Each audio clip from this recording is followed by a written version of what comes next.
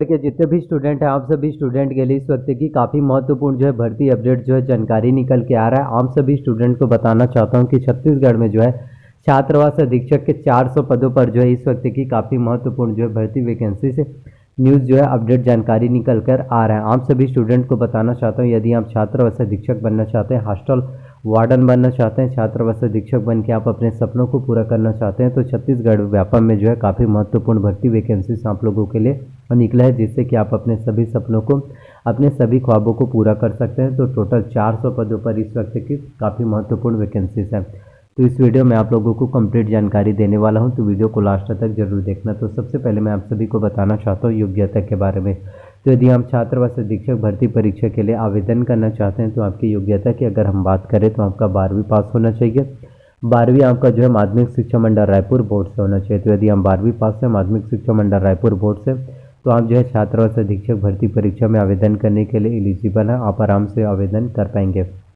और 12वीं के साथ साथ आपका कंप्यूटर्स होना बहुत ही ज़्यादा इंपॉर्टेंट है, क्योंकि हॉस्टल वार्डन छात्रावास अधीक्षक भर्ती परीक्षा में काफ़ी ज़्यादा इंपॉर्टेंट होता है। तो यदि आपने 1 वर्ष का कंप्यूटर्स का डिप्लोमा कोर्स किया है, 1 वर्ष का कंप्यूटर्स के डिप्लोमा कोर्स में यदि आपने ITI कोपा किया है, DCA किया है, PGDCA किया है, BCA किया, या फिर आपने कंप्यूटर साइंस किया, तो आप इसके लिए एलिजिबल है और आप जो है छात्रावास अधीक्षक के 400 पदों के लिए आराम से आवेदन कर पाएंगे। वहीं यदि आपके पास कंप्यूटर्स का डिप्लोमा कोर्स नहीं है, तो अवश्य रूप से कोर्स कर लीजिए, क्योंकि बाद में आप ही लोगों को प्रॉब्लम और परेशानी होगा। वहीं अगर हम बात करें आयु सीमा की, छात्रावास अधीक्षक भर्ती परीक्षा में आवेदन करने के लिए आपका एज कितना होना चाहिए, तो मिनिमम एज लिमिट आपका 21 वर्ष होना चाहिए, मैक्सिमम जो है 40 वर्ष होना चाहिए। कैटेगरी वाइज छूट की बात करें तो यदि आप SC और ST कैटेगरी वाले स्टूडेंट हैं, आपको 5 वर्ष का छूट दिया जाता है। वहीं यदि आप OBC कैटेगरी वाले स्टूडेंट हैं, आपको 3 वर्ष का छूट मिलता है। तो यदि आप SC और ST कैटेगरी वाले स्टूडेंट हैं, 45 वर्ष के हैं, फिर भी हम जो है छात्रावास अधीक्षक भर्ती परीक्षा में आवेदन कर पाएंगे। वहीं यदि आप OBC कैटेगरी वाले स्टूडेंट हैं, 43 वर्ष के हैं, फिर भी आप इसमें आराम से जो है आवेदन कर सकते हैं। सैलरी की बात करें तो स्टार्टिंग शुरुआती वेतन आपको जो है 22,000 रुपये पर मंथ सैलरी मिलता है, प्लस 2400 रुपये और अलग से ग्रेड पे मिलते हैं। यानी कि टोटल जो है अगर अमाउंट की बात करें तो आपका जो है 24,400 रुपये आपको जो है हर महीने जो है सैलरी के तौर पर जो है देखने को मिलेगा, जिससे आप अपने भविष्य को बेहतर बना सकते हैं, आप अपने सभी सपनों को पूरा कर सकते हैं। चयन प्रक्रिया की अगर हम बात करें सिलेक्शन प्रोसीजर, तो छात्रावास अधीक्षक भर्ती परीक्षा का सिलेक्शन प्रोसीजर बिल्कुल सीधी भर्ती होता है। आपको कोई भी प्रॉब्लम्स नहीं होगा, सिर्फ एक ही बार आपको एग्ज़ाम्स को क्वालिफाई करना है। अब मैं आपको बताना चाहता हूँ छात्रावास अधीक्षक भर्ती परीक्षा के 400 पोस्ट के लिए जो है सिलेबस और एग्ज़ाम पैटर्न के बारे में, क्योंकि जब भी आप एग्ज़ाम्स की तैयारी करते हैं आपको सिलेबस और एग्ज़ाम पैटर्न के बारे में जो है पता होना ही चाहिए, तभी तो आप एग्ज़ाम में अच्छे से नंबर ला पाएंगे और आपको सभी सब्जेक्ट के बारे में नॉलेज अच्छे से मिल पाएगा।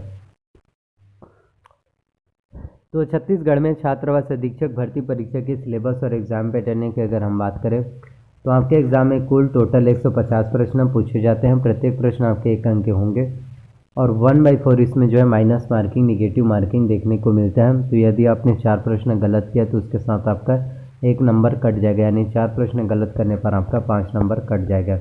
सिलेबस की बात करें तो कंप्यूटर से आपके एग्ज़ाम्स में 50 अंकों के 50 प्रश्न पूछे जाते हैं, हिंदी से 10 अंकों के प्रश्न आएंगे, अंग्रेजी से भी 10 अंकों के, सामान्य ज्ञान से 20 अंकों के, समसामयिकी घटनाक्रम करंट अफेयर से 20 अंकों के, छत्तीसगढ़ की सामान्य जानकारी से 20 अंकों के और गणित मैथ से 20 अंकों के प्रश्न पूछे जाते हैं। वहीं अगर हम बात करें कंप्यूटर्स की, जो 50 अंकों के प्रश्न इसमें पूछे जाते हैं, तो उम्मीदवारों को जो है कंप्यूटर्स में कम से कम 50 में 25 नंबर लाना आपको अनिवार्य है।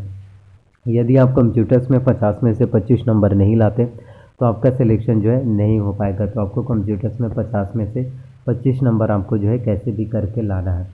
तो यदि आप बाकी सब्जेक्ट में कितने अच्छे से नंबर क्यों ना लाएं, अगर आपका कंप्यूटर्स में 50 में 25 नहीं आया तो आपका सिलेक्शन नहीं हो पाएगा। ये CG व्यापम में साफ साफ जो है रूल रेगुलेशन होता है।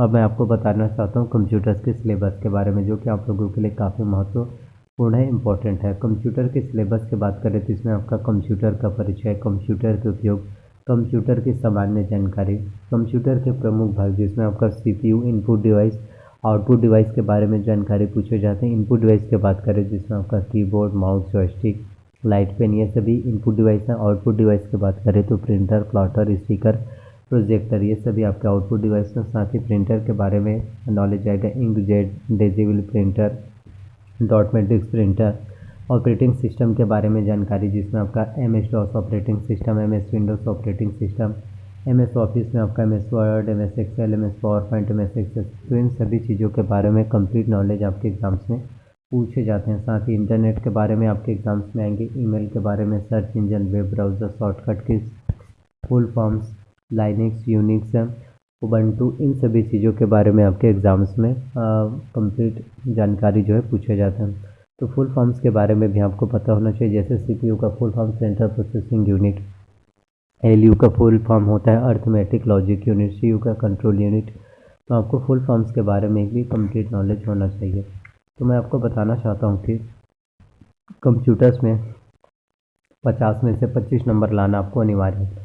तो कंप्यूटर्स में 50 में से 25 नंबर लाने के लिए आपको जो है परीक्षा मंथन कंप्यूटर एक परिचय, जी हाँ, यदि आप परीक्षा मंथन कंप्यूटर एक परिचय इसे यदि आप कंप्यूटर्स की तैयारी करेंगे, कंप्यूटर्स की प्रिपरेशन करेंगे, तो आपको कंप्यूटर्स के बारे में कंप्लीट नॉलेज मिल पाएगा और आप कंप्यूटर्स में बहुत अच्छे से नंबर ला सकते हैं।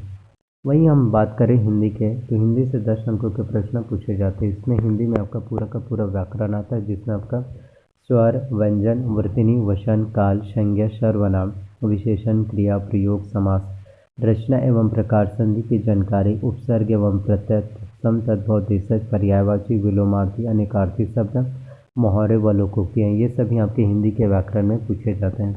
तो हिंदी के व्याकरण आपके एग्ज़ाम्स के लिए काफ़ी महत्वपूर्ण होता है। देखिए, किसी भी कॉम्पिटिशन एग्ज़ाम्स को क्वालिफाई करने के लिए आपका एक एक नंबर इम्पोर्टेंट होता है। तो हिंदी की तैयारी करने के लिए आप दिल्ली IAS एकेडमी का बुक ले सकते हैं।